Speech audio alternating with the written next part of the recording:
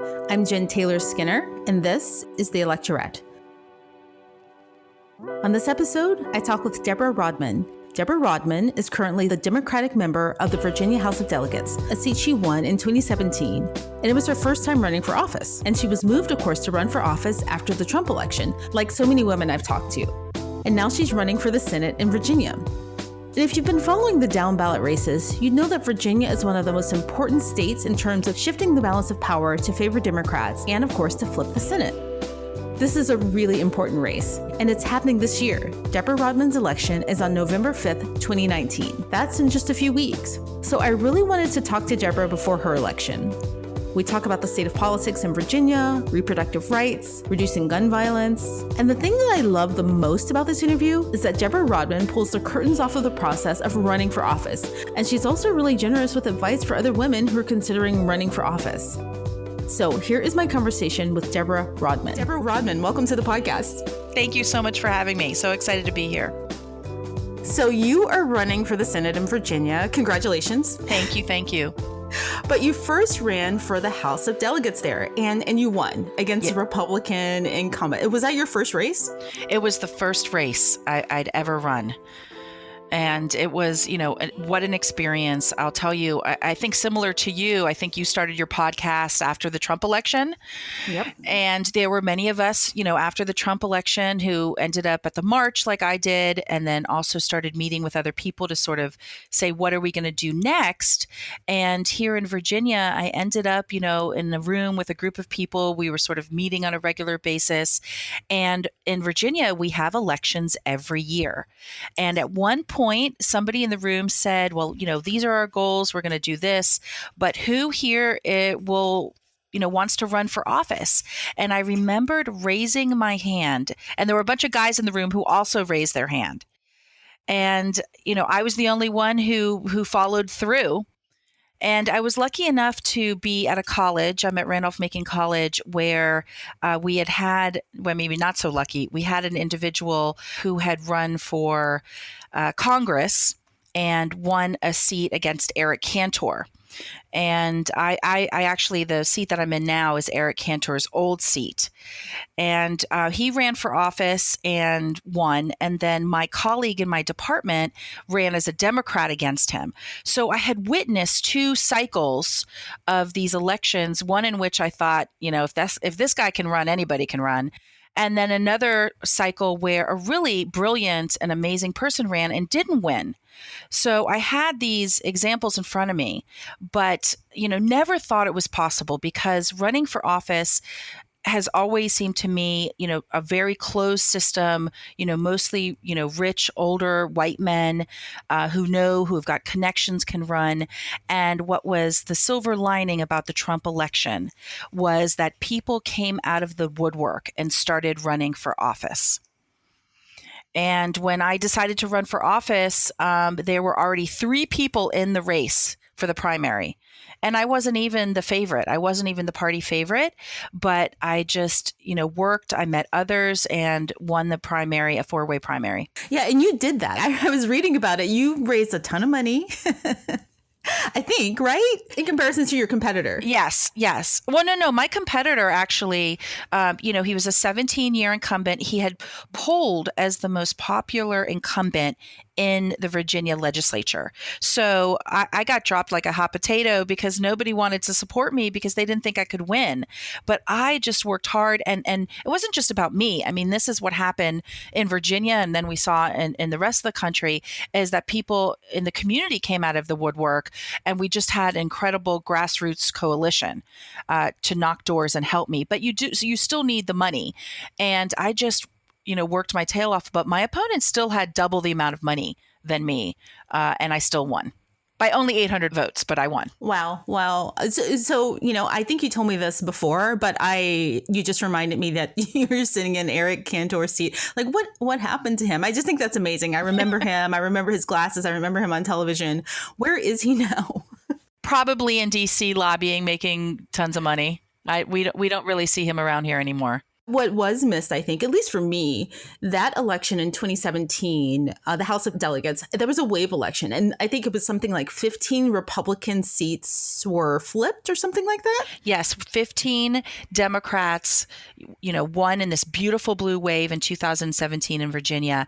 And I will tell you, it was historical in the sense that we had the first transgender woman, Danica Rome, get elected, the first lesbian, first Latina women, first Asian American women. It was just incredible in that sense in terms of diversity. But I will tell you that 15 votes, the 15 individuals changed the face of the Virginia legislature, literally changed the face. And that first moment when I sat on the floor of the House and looked across the room and to see, that it just changed the paradigm, not in terms of identities, but also in terms of what we're voting on, the bills that we brought forward. And then, of course, we were able to expand Medicaid and bring over 300,000 people needed insurance and healthcare. Well, no, you're right. I remember that. I remember Dana's race. In the past, 10 years ago, if we flipped any seats or had a wave, you could expect men to replace men, right? Yes. Like cisgender white men replacing other cisgender white men, but they just happen to be in different parties. So you're right. Races like that, or the wave that you had in Virginia, it changes, the face of your leadership, and it changes what people who are leading you care about and the bills and the legislation that they care to change. And I think that's, it's about a diversity of identities, but it's also just a diversity of viewpoints. And that's what I think is the true power shift when we're talking about state legislatures and Congress, that, as feminists, and, we understand this, that, knowledge is power, and who produces that knowledge, who produces that legislation, and what viewpoints that reflects changes people's lives. And so by bringing in all these incredibly diverse viewpoints, we were able to really progress in terms of the legislation we're bringing forward and have real voices represented. Wow. But now you're running for Senate, right?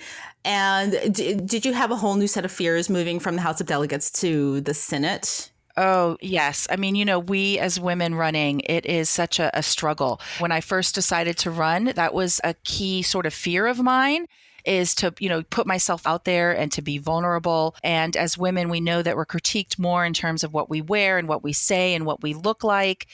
And it was one thing to run for the House of Delegates. And honestly, my partner, my husband, a long time ago was like, you should run for Senate. You need to run against, my current opponent. And I was like, no way. That is really putting yourself out there. That is a really difficult race. And you know what? I think through this process, it sounds cliche, but you really are empowered by the process. You learn that you know what you're doing. You learn that you can get the work done. And moreover, it's a huge responsibility. People are looking to me to stand up for them. And it wasn't so much that I was like, oh, I'm going to run for Senate and get to the next level. It was like this seat chose me. And I almost feel like I needed to run out of necessity to make sure that we had somebody at the state Senate level who was truly representing the people of this district. Yeah, I'm thinking about that. And I love talking to women like you and women who are at this juncture in their careers, going from private life, or you're in academia, you're a professor, moving into government, just vicariously living through this experience with you. I've got butterflies. People go from the Senate to the White House. It's kind of a big deal. It is a big deal. And I've got to say, it has been terrifying and empowering and amazing all at the same time. And I will tell you, I have brought together a team of mostly women are on my team, and to work with, these young women who are absolutely brilliant. We're working together. We've organized an incredible campaign, and the pieces have come together that we can, work together to make sure that we can have a strong campaign. It's not just about the money. It's not just about the finances. It's not just about the volunteers. It's all those pieces together. And this is the most competitive seat in Virginia right now. I am head to head with my opponent in a region that has been trending blue. It's the suburbs of Richmond. So like the rest of the country, It's, college educated women who are changing the landscape. And one of the big things that we've seen this year that is totally different from 2 years ago is about gun violence prevention. 2 years ago, I couldn't even talk about gun violence prevention in my district, and that has completely shifted. And that, I think, is going to be the big topics. And that's fueled by the moms. It's fueled by the women who want to see that change in their state legislature. Yeah, and I want to talk about that because that's a really hot button issue. Well, all over the country, obviously, but specifically in Virginia. But I do want to talk about this idea of women running and, Yeah, bring me back to the women running. Definitely. I know. Sorry. I always want to talk about women running because, I feel like if I'd had this conversation 5 years ago, even, right? The whole process of moving into politics and running for an office like the Senate or the House or even the House of Delegates, I feel like it wasn't very transparent. People didn't know how that happened, right? Right. I didn't know how it happened. I didn't know until I ran. Yeah. Yeah, but the average person, and I think that 2016 changed something. 2018 changed something when you had all of these orgs like Emily's List in every district and, all of these orgs, Moms Demand Action, pushing everyday women like yourself, academics, right? Moms, to run for office. And I feel like the curtains were pulled back. And I really love that. I really love this time that we're in right now. Yeah, I feel like with this opportunity for women, it's like the boys' club is ending. And I didn't even know what the process was. I kind of had some inclination. And there's an organization that trains women to run, Emerge Virginia, of course, Emily's List as well. But, when I decided I was going to run for office, I was invited to a 48-hour training for women. And I drove up to Northern Virginia. And, I was put at a table, with all these amazing women who were running for office, and who was sitting at that table, but the majority of the women who would eventually win with me in 2017. And I remembered there was a moment, I still hadn't decided whether I was going to run for office or not. I was still trying to decide. And there was a moment where I looked across the table at these women who were also running for office. And I remember thinking, oh my gosh, these women, they're interesting, they're dynamic, they're professionals, they're moms, they're just like me. And it was the moment where I decided to run for office. And that has really been, the transformation, I think, of our political system for women to have the opportunity to run for office. And since we've run for office, we're doing the door knocking, we're getting out there because we have to get people to vote for us. And I think with everything going on at the national level, people now care about their local elections. Talk about intersections. It's the intersection of women running for office and the intersection of people caring and needing to know what's going on at the local and state level, because that's where we're going to resist what's going on at the national level. Yeah. Wow. And, another reason I like you and I like your candidacy, or the idea of your candidacy, is because you're an academic. And we were talking about that offline. What's your area of expertise? What's your academic focus? Well, I'm an anthropologist, and I'm also a women's studies professor. And I have spent the past 2 decades working in Central America and Guatemala, looking at the impacts of immigration on economic development. And on top of that, I serve as an expert witness. So I'm have the opportunity to use my expertise as an anthropologist to write reports and affidavits on behalf of women and children fleeing domestic violence, LGBT individuals fleeing hate crimes from Central America, to get political asylum in federal court. I just want to emphasize that because I did read that about you. So if you're listening to this, anyone listening to this podcast, just stop for a moment and think about what Debra Rodman did in her private life. She was an expert witness for federal refugee cases, right? For women and children fleeing domestic violence. Just think about having someone like that in leadership. That just kind of blows me away. Well, and a lot of people are just learning about what's going on in Central America and at the border, just because now it's in the news for the past couple of years. But those of us, and in this field, in the field that I work in, have been studying this for 2 decades.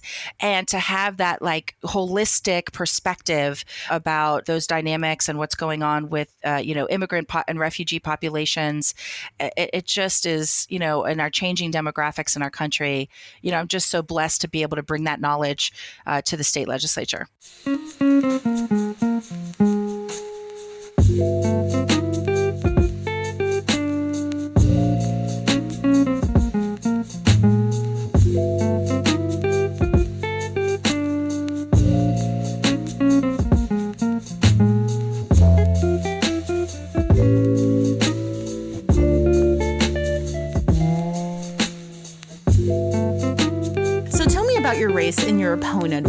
does Virginia, I mean, I know why, but just tell everybody, like, why does Virginia need you versus your opponent right now? Well, I think, number one, like I spoke before, I bring in, the perspective as a professor and a mom for a living. I as an anthropologist, I work with people. I think anthropologists make great legislators because my academic field is about, using people's lived experiences to create theory, I think to create better legislation.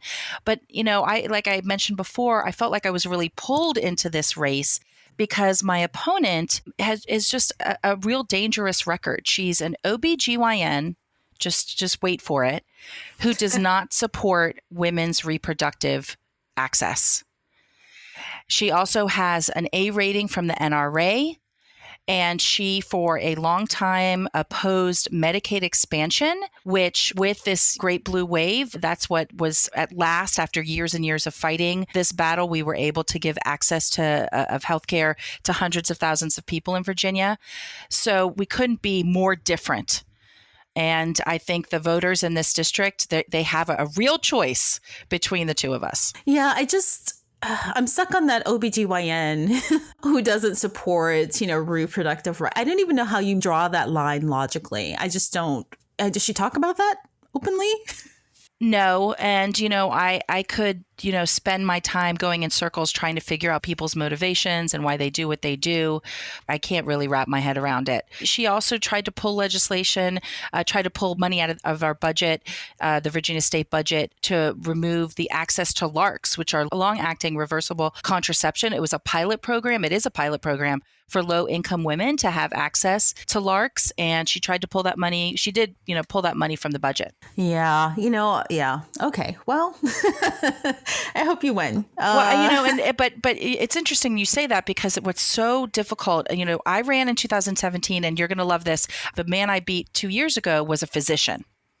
And I didn't mean to be this doctor slayer, but, he was a physician who also opposed Medicaid expansion, really came across as, very moderate. But if you looked at his record, sure enough, he always voted along party lines, pretty right.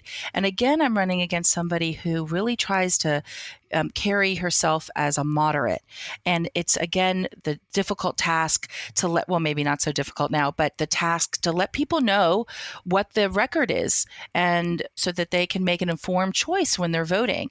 And so, that's my job, is to inform the voters. Moreover, I will say what's really important about this year is it's an off year election. In Virginia, we have elections every year. And they're kind of on a 4-year cycle, and we're on the 4th year cycle. So this year, there's no presidential race. There's no governor's race. I'm the top of the ticket. And so we tend to have lower turnout in off-year elections. So it is literally my job to get people excited to come out to vote, to get those numbers up. In 2017, we brought all these voters out last year. We had the congressional races. We elected Representative Abigail Spanberger, who beat Dave Bratt. That's the guy who beat Eric Cantor. And it took a lot of enthusiasm to win those seats. So we're seeing it again in 2019. We kind of joke in Virginia that, the way Virginia goes, so does the rest of the country, like we're the center of the universe. But we are a bellwether state. And so what happens this year, I think all eyes are on Virginia, just like in 2017, can we flip the state legislature? And that's what's up to us this year, is we have the opportunity to not just flip the House of Delegates, but to flip the Senate. And my seat is one of those crucial seats to flip the state legislature. Yeah. No, you're absolutely right. All eyes are on Virginia for these local races, and people should pay attention. In these, important state elections like this year, the state Senate, it's the top of the ticket. And then we're going to have our delegates. Then we have school board, we have sheriff, we have board of supervisors. Everything that's going to happen in your community is going to depend on these races. And I really believe that people are more in tune than ever to the importance of their state electeds. And one thing that I have done, and I think a lot of the people in my cohort have done, is made ourselves truly accessible. Like you were mentioning saying before, it was a closed system. It wasn't transparent. People didn't know if they had an issue that they could just write a letter or make a phone call. And, we can maybe cut through some red tape or help them in ways that they don't realize. That's my job. And, my best bills, speaking of being an academic, like I think the best legislation comes from hearing from the people. I know it sounds cliche, but it's true. If we looked at people's lived experiences, that's where we can find out where the problems are, how we can make real change. And oftentimes it's those who are in power who are getting their voices heard and their legislation heard. We need to hear from the people. And this great wave of resistance is part of that ability to have true representation. I really hope Virginia is a bellwether. I actually believe that. But it's really interesting that, if you thought about the number of seats that you flipped in 2017 and thinking about past elections, like in my state, for instance, I live in Washington State and we vote by mail. And so what happens with every election, the local newspapers, they'll put out a guide. It's a very progressive state. I live in Seattle. It's a very progressive city. And like, these are the progressive candidates that we endorse, or, here is like a short version, one paragraph version of what they support. I've done this myself in the past. You just kind of check down Democrats. You just don't, you don't check Republicans. And people on the other side, Republicans, probably do the same thing, even in states where they don't have vote by mail ballots, right? Do you feel on the ground, and this must be happening to have flipped that many seats blue in Virginia, that people aren't doing that anymore? They're actually thinking about, what are the parties who are in leadership? What are they actually giving us? Do you feel something shifting on the ground? Definitely. I don't know if it's just maybe Virginia or the area that I live in, but I'll tell you, I think like a third of my voters are Democrats who are like, I'm about the party. Another third will be like, oh, I'm only voting Republican. But I have a huge swath of people, when I'm at their door, they're like, I'm sick of parties. I want to know who you are. So I no longer ask the question, like, what issue do you care about? I'm like, what do you care about when you're voting for a candidate? Because I think that really opens people's eyes to think not just about the party, but who they're voting for. On the other hand, too, I also think that people, sometimes are like, well, I'm not sure. Let me check you out. And oftentimes you're like, hey, I know you're a Democratic voter. Just come on, support me. So it can go both ways. But in general, I think that people are definitely opening their eyes and really considering the candidates. But then, a lot of people are just working really hard too. There's a lot of people in my community, they work 2 or 3 jobs. They're not going to think about an election, until a week before the election. And they might not have even known about the election if I didn't have this massive army of volunteers who are knocking on their doors 20 times to remind them there's an election. And that's the difference between like us and you all in Washington. We are one of the worst states in terms of voter access. So the fact that people get their ballot by mail ahead of time is light years ahead of what we have in Virginia. And that's why we want to flip these seats so badly. 2 years in a row, I've had a vote by mail bill that has died, along party lines. And it's even a bill that would be permissible. It's not even for the whole state. It's like just for localities that want to do it, can't get it passed. Wow. Why? It's amazing.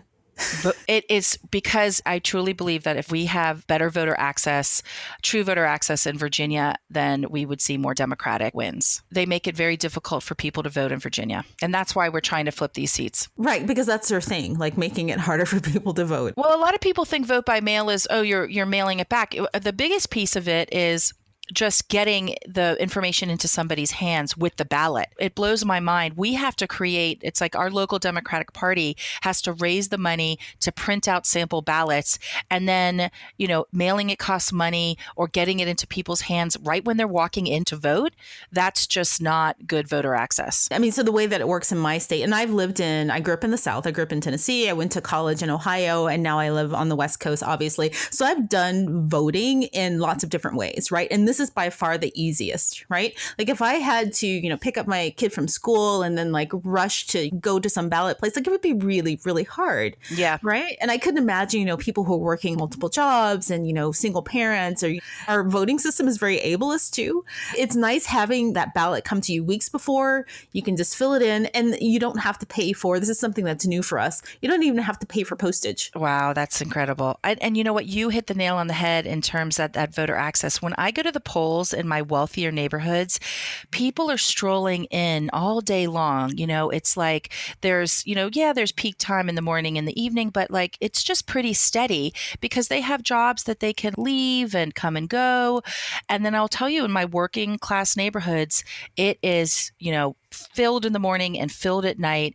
It's definitely much harder for them to work around their schedule to come and vote. So we have to find ways that people can, it's about, race, class, and gender, ableism, that we can find ways that more people can vote easily. Yeah, just, not to stay on this topic too long, but I just remember when I was in college, I waited tables and I went to school full time, right? Like I couldn't imagine, you can't just leave your shift at a restaurant, right? Yeah. I went to school full time and waitressed through college. I mean, if you have a double shift, you can't go. You can't leave, right? And, just thinking about, we want more young people to be involved in this process. Geez, they've got student loans to pay off. They've got to wait tables, right?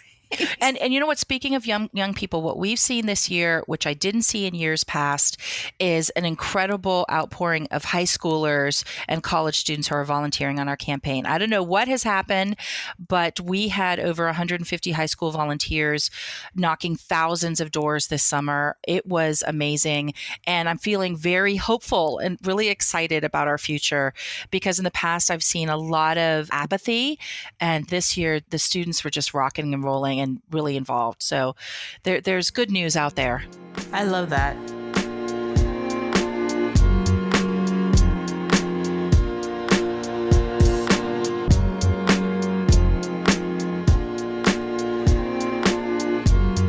And this is something I've been wanting to talk to you about. I think it was this spring. There was a mass shooting in Virginia Beach. And I know something very specific happened with the Republican leadership there. What happened there? Can you tell me? And what are people on the ground saying and thinking about it? Well, like I mentioned before, when I ran in 2017, I'm in the suburbs of Richmond, you really couldn't talk about guns. It was just one of those touchy subjects. You didn't know where people were at. It was just, didn't poll well. Not like I had any polls. It was such a small campaign, but you didn't talk about guns. And I think, between Parkland and then the mass shootings in Virginia Beach, it totally shifted the landscape. Moms demand action. Women and moms getting involved in the movement has really spread in our communities. But moreover, I think that has made a space where now this is one of our top issues. In fact, I'll be coming out with a commercial very soon in which we'll be directly talking about my experience as a mom. And in the commercial literally comes from what I told my team was that, I have a 7 and a 9-year-old. And when I put them on the bus in the morning, I don't worry about like whether they did their homework or whether they're going to get in trouble. I worry whether they're going to come home, and I'm worried about what's going to happen at their schools. And that's been, something that has impacted all of our lives. And I think through this experience, we know that we are ready to make true progress in terms of gun legislation. What happened here in Virginia, though, was right after the mass shooting in Virginia Beach, our governor called a special session in the summer and put forward 9 bills that were bills that we've put up many times before, and they always die in subcommittee. They were really straightforward, common sense gun laws in terms of like red flag laws that would protect people from suicide or domestic violence, harm to themselves. We're talking about expanded universal background checks, really straightforward legislation. The special session was shut down within 90 minutes by the Republicans, didn't even let these bills get heard. And honestly, we were shocked because we've seen that across both parties that, the majority of people are ready to make some real common sense changes, and that was shut down by the other side. Yeah, and if I remember correctly, they'd said something publicly, like their public statement was like, it's too soon. I think there were a couple Republicans who would have liked to have bills heard and would have considered it, but then there are people who are in their seats that don't ever have to be worried about getting voted out, that have the power that said, we're not going to touch this, because they're worried about their base, or a lot of them are getting, support from the gun lobby. I think that's a big part of it. And so it was not going to happen. And honestly, we thought they'd at least give us some time to have people have their voices heard, people's lives who've been affected by the gun violence. And I think one piece that we also have to remember is that the mass shootings, have totally devastated our communities. But, I hear from, we're in the suburbs of Richmond City. And the month before the shooting, there was a 7-year-old girl who was shot dead by a random bullet. So, in a public park. So that everyday gun violence, we have to remember that too, that we have to think about not just about the mass shootings, but the fact that we have people living in communities dealing with everyday gun violence all the time. Yeah, I was just talking about that with someone the other day, is that, we often talk about the mass shootings, which are important, which are also scary. But statistically, you've got domestic violence, right? Guns used in domestic violence, you have suicides, you have, accidental shootings, so many ways that gun violence affects lives. And I think that when we get to the point where people are afraid that their children may not come home from school or from the park, we need some new leadership. Seriously, I just don't understand sometimes where people are just okay with the status quo and also live with the fact that a lot of Americans are afraid that their kids may not come home due to gun violence. Well, I think all of us feel this shift in our lives. I feel it, but I hear from my constituents that, if they're in a movie theater and something happens in a corner of the movie theater, they have panic attacks because they're like, is there a shooting? Who is that person? People don't feel safe in their places of worship. This is the lives we're living now. And it is time that we, take a stab. We have to make these changes. We can't be creating schools that are locked down and fortified. That's not the kind of life we want to live in America. And the majority of Americans want gun violence prevention. So another thing that I love about your candidacy, and we've talked about this before, is the fact that you are a mom and you're a woman running for office. And I was just wondering, what would you tell any woman out there who's a mother who thinks, I have to wait till my kids are out of the house, or I have to wait till this certain time in my life to run for office? What would you say to them? Well, I would say go for it. Definitely. This is something I never expected to do, but it has been so fulfilling. But I will say that one thing I've learned through this process about being a mom and being a woman in political life is that this is really just not sustainable, that we have to create ways for more and different types of folks to get into office. And the way the system is set up right now, it really isn't accessible. I've broken down some barriers, but this is just not sustainable. I have somebody at home can help me out, but we're losing retirement, we're losing money. I'm not really in an economic position to normally do this. And so I see the barriers to most regular folk to run for office. And honestly, I've been trying to mentor other women and people of color to run for office. And just like you said, when push comes to shove and I'm like, here's an opportunity, they're like, well, I'm a single mom and let me wait till he's 17, or, I can't afford to do that. I'm finishing up my schooling. And it's easy to say go for it, but we really don't have the structures in place to make sure that we can support these types of candidates. When I was running for office in 2017, all of us women, we worked really close together and we talked about, one of the biggest issues was childcare. We didn't have the money to pay for babysitters or pay for nannies while we were running for office. And that was a huge impediment. Things have changed that now I think at the federal level, at least you can, use your campaign money for childcare, but at the state level, that would still be a big no-no. And so we have to find ways to have people who wouldn't normally be able to run for office. So your election's coming up soon, right? It's just a few weeks away. So what do you need from people to help you win? From listeners and, from people on the ground in your state? I definitely need financial support. If you're not close, I need people to knock doors, but if you're not nearby, knocking doors is the way that you get people to vote. So knocking doors and volunteers. But if you can send a postcard or if you can send a check, that's what's going to make a difference because, your money goes to reaching out to voters. And that's what I need to do in an off-year election is let people know that there's an election and who I am and that we need them to come out and vote.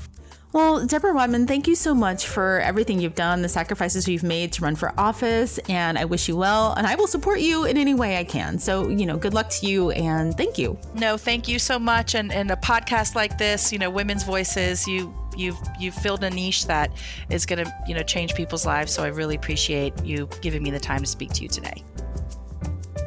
The Electorette is produced by me, Jen Taylor Skinner.